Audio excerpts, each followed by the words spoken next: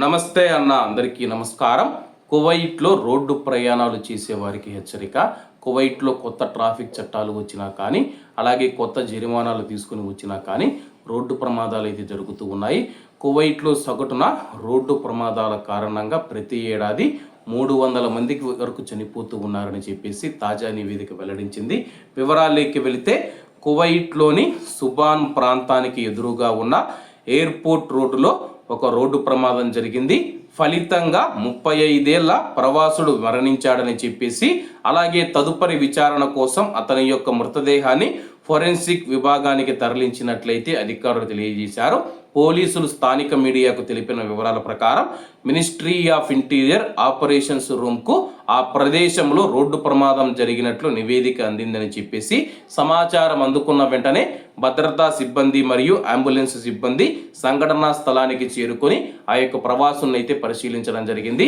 అప్పటికే ఆ యొక్క ప్రవాసుడు మరణించాడని చెప్పేసి వైద్య బృందం అయితే నిర్ధారించింది. అలాగే మరొక సంఘటనలో మనం చూసుకుంటే, ఫాహిల్ రోడ్డులో ఒక కువైటీ పౌరుడు మోటార్ బైక్ బోల్తా పడడంతో గాయాలయ్యాయని చెప్పేసి, అలాగే రక్తస్రావం కావడంతో అతన్ని చికిత్స కోసం ఆల్ ఆదాన్ ఆసుపత్రికి తరలించినట్లయితే పోలీసులు తెలిపారన్నమాట.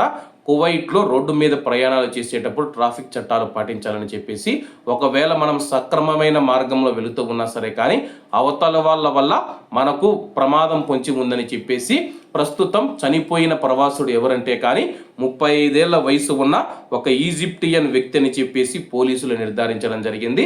కాబట్టి కువైట్లో ఉన్న మన భారతీయ డ్రైవర్ అన్నలు ఎవరైతే ఉన్నారో, నిత్యం లేస్తే కానీ మనం రోడ్ల మీదకి వస్తూ ఉంటామన్నా. కాబట్టి రోడ్డు ప్రమాదాలు జరుగుతూ ఉన్నాయి. కాబట్టి రోడ్డు దాటేటప్పుడు కానీ, రోడ్డు ప్రయాణాలు చేసేటప్పుడు కానీ, ముఖ్యంగా మనం చూసుకుంటే కానీ ఎక్కడైనా రోడ్డు దాటేటప్పుడు ముఖ్యంగా 80వ నెంబర్ రోడ్డు కానీ, 5వ నెంబర్ రోడ్డు కానీ, 4వ నెంబర్ రోడ్డు కానీ, ఇలా ఏవైతే రహదారులు ఉన్నాయో అటువంటి చోట రోడ్లు దాటేటప్పుడు బ్రిడ్జీలు ఉంటాయి కదా, ఆ యొక్క బ్రిడ్జీలను ఉపయోగించడం మంచిది. లేదంటే కానీ బ్రిడ్జి 1 కిలోమీటర్ దూరంలో ఉంది, 2 కిలోమీటర్ల దూరంలో ఉంది కానీ ఆలోచిస్తే కానీ ఆ యొక్క రహదారుల పైన వేగంగా వాహనాలు వెళుతూ ఉంటాయి. మనం సడన్గా రోడ్డు మధ్యలోకి వెళ్ళడం వల్ల వాహనం వచ్చి ఢీకొని చాలా మంది ప్రాణాలు ఇప్పటికే కోల్పోయిన విషయం అందరికీ తెలిసిందే. కాబట్టి అందరూ బాగుండాలి, ఎందులో మనం ఉండాలి. అందరికీ నమస్తే అన్న, జై హింద్.